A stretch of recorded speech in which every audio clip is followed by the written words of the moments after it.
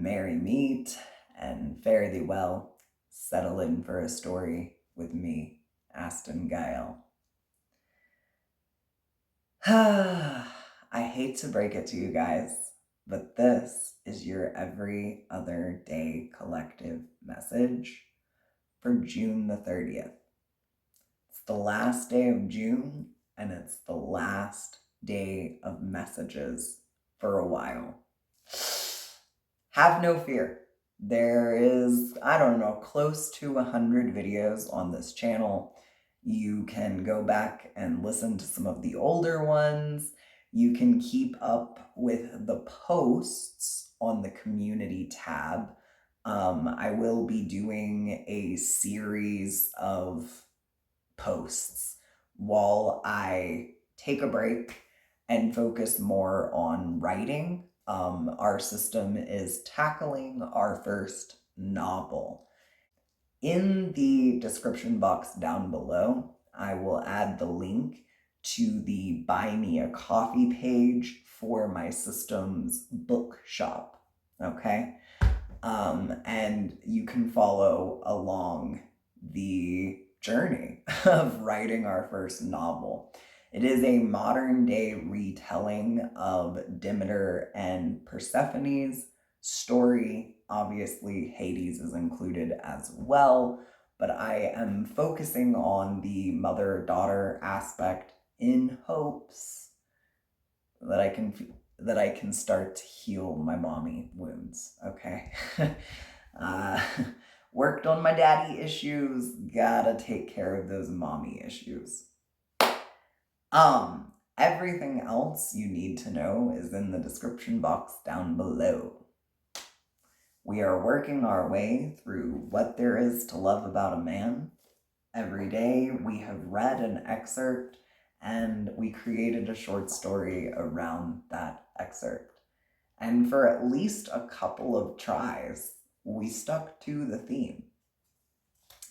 Today's theme is constancy. See? Constancy. I had some constancy in this little project, even if it seemed like a weird project at one point in time. There's something in a man that can wash away worry and wonder. When he says he'll be there, you know he will. Some things you can count on, like spring following winter, the sun coming up every morning. When he tells you he'll take care of it, you don't need to give it a second thought. He's up every day at 5:43 a.m., give or take a few minutes, and you can set your watch by it. He'll have oatmeal every morning with 2 eggs on Thursday and a waffle if it drops below freezing. He'll carry his lunch in his right hand and his newspaper in his left. You can take that to the bank. He will never make a promise he can't keep and never speak a word that he won't later honor. If he says he'll refinish the floors by February, go ahead and send out Valentine's party invitations and trust that he'll come through. One thing is certain. He won't be bringing home a lot of surprises, but if it's the second Tuesday of the month, you can definitely count on him bringing home Chinese. Hell yeah. A regular Chinese food night sounds incredible.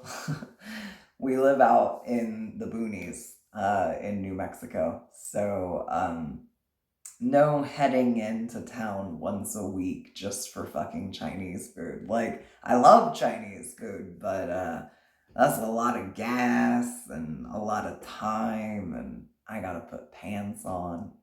It's a whole thing. All right. Constancy. You know, I can say with 100% certainty that I love the thrill of getting to know a new person, new relationship. But I crave the constancy of a connection that has been built up over time. I can predict the lovers as I split the deck. This is gonna be a love reading. I can predict just about every single thing my partner is gonna do. What time he's gonna be home, what time he's gonna wake up, when he's gonna be grumpy, and what it's about. Usually me waking him up too early. I know everything. I can predict him. And because I have a dissociative disorder that stems from CPTSD, I like that, I need predictability. I enjoy spontaneity, but that predictability is what makes me feel safe in the world. So, I don't know. I guess I'm just saying this because if you feel like you're strange for not wanting to go out and get to know 15 different people every month, no, you're not. You might just be traumatized, and that's totally normal. So, constancy. Okay. Again, with the Mjolnir, the Ace of Wands. So, pick, I don't know, maybe not a love reading, because the Ace of Wands is usually more about like a passion project or something that you're taking action on. But constancy is necessary when working on a creative project as well, That's why I'm stopping the tarot readings for right now. Because if I keep doing this, I'm never going to be able to sit down in front of my keyboard every day and write words. This is taking up too much of my time for me to be constant in the writing game. Okay, so tell me more about this Ace of Wands. The High Priestess. All right, the High Priestess showed up in the reading on the 28th alongside of the Ace of Wands as well. So this is a carryover character. If you watched the reading on the 28th and you were like, yep, that's me, I resonate with being the High Priestess, hello. Welcome back. This is also you. And you are constant and constantly seen as this High Priestess.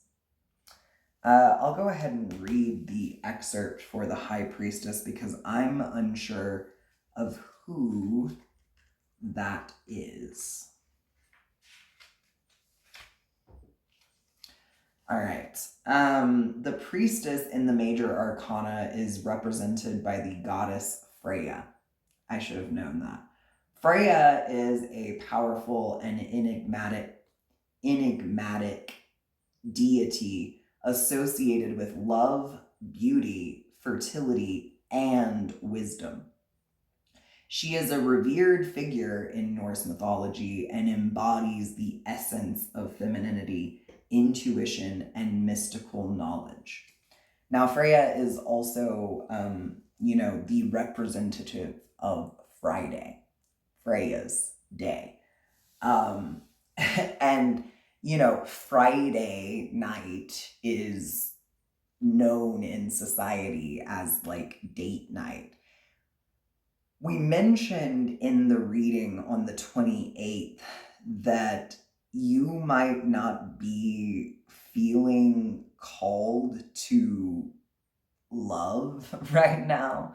And I've mentioned that again in this reading. You might be feeling pulled inward, right? And so if people are seeing you like this, they're like, God damn, why are you not dating? Because damn. Because I want to date you. I want to call you. And, Freya is like, I know, I can hear you. But I'm busy. I'm busy. So, what is the high priestess busy doing? That's confusing. That's too many.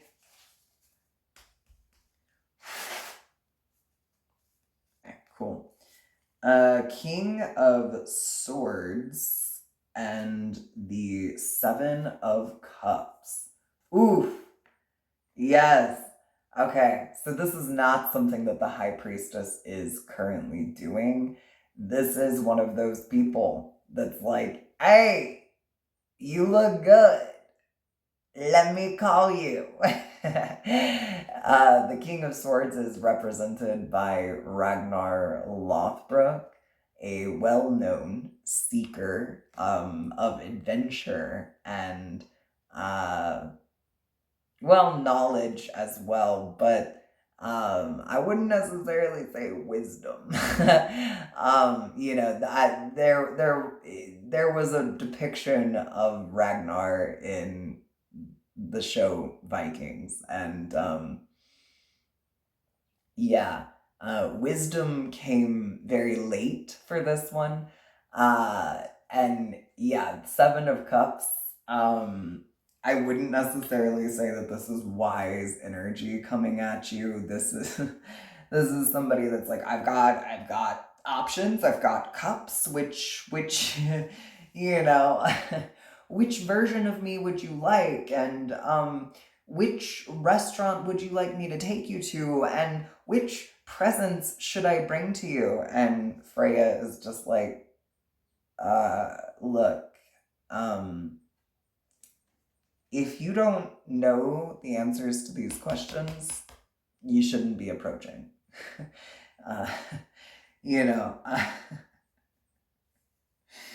Oh, okay. So now that we've got that out of the way, what is the High Priestess constant on right now? Yes. Okay. So the strength has come out upright in the last two readings, the 26th and the 28th. It is coming out in the reverse. And I have been saying, rest, rest, rest.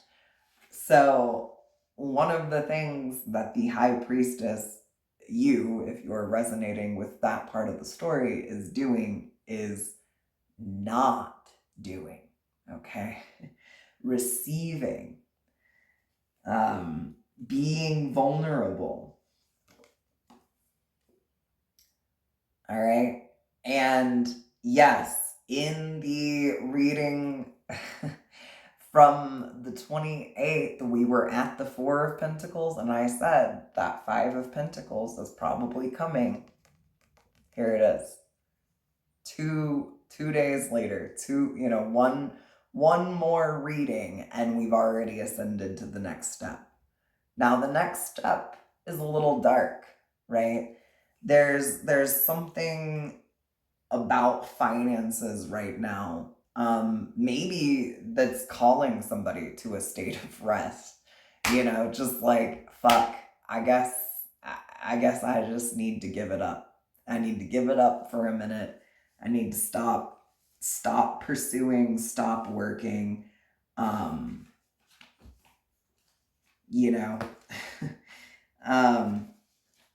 Yeah, because it's hardship. It's feeling abandoned. It's having people like this approach you over and over and over again. I've got this and I've got that. And it's like, okay, but what I really need is to be able to pay my rent. What I really need is knowledge that you're not going to lure me into your little world and then just be like, okay, I'm bored. Like, I am constant. Show me that you can be too. The Five of Pentacles draws its essence from the mysterious Norn tree, a symbol deeply rooted in the threads of fate and the interconnectedness of all things. The Norn tree represents the interconnected nature of the life path. This card serves as a reminder that even in times of adversity, one remains connected to the great canvas of existence. The seeker's current struggle is only a small fragment of a larger whole, and his actions and choices are intertwined with the choices of others and the leadership of the Norns. Now, on the note of fate, on the Buy Me a Coffee page, a blog was just posted titled Satiated the Hunger.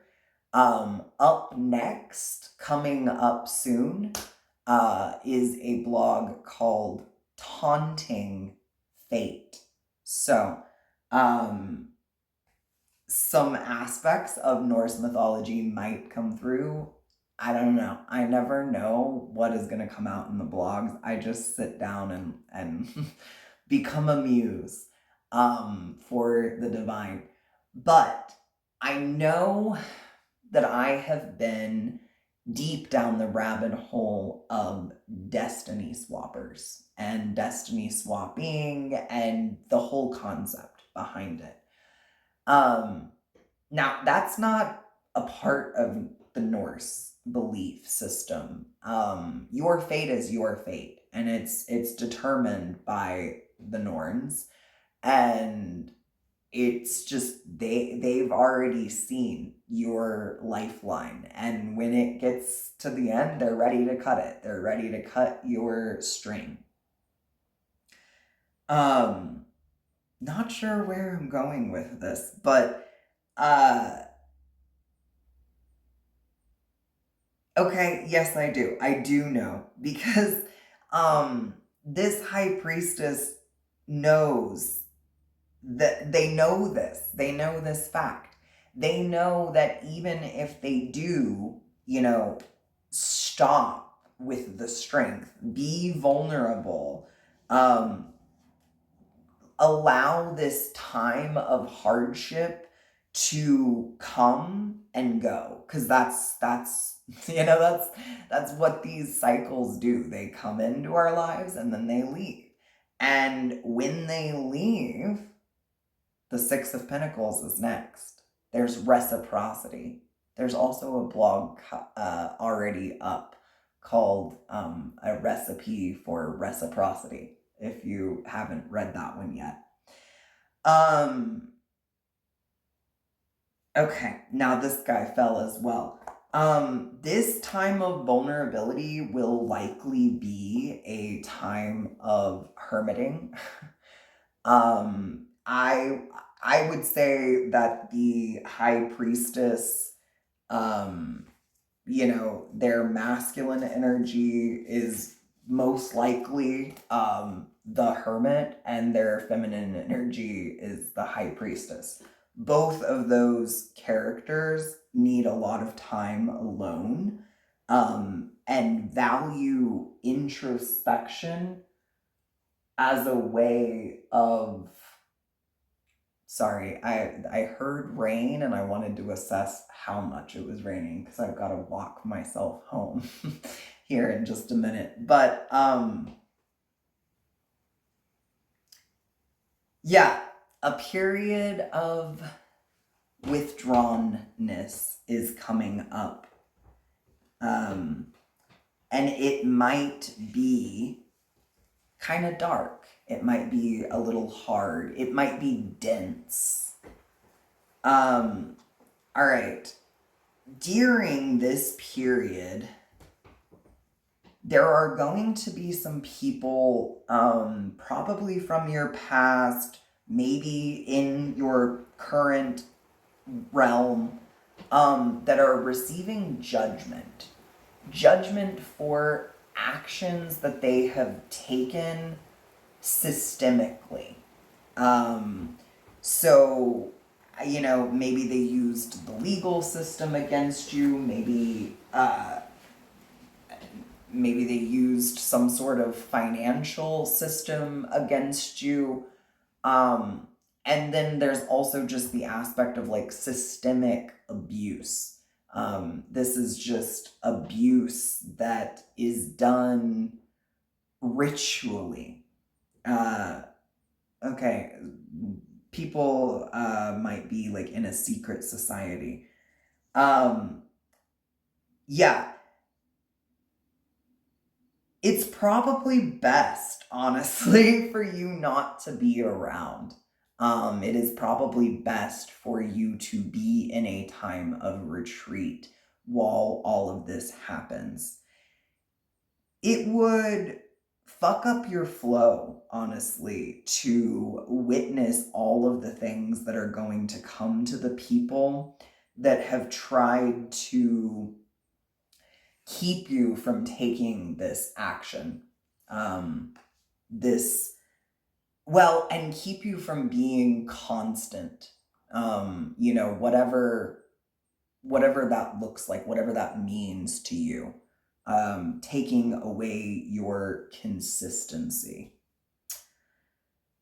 All right, that's all I have for you today. Until next time, be well, be you.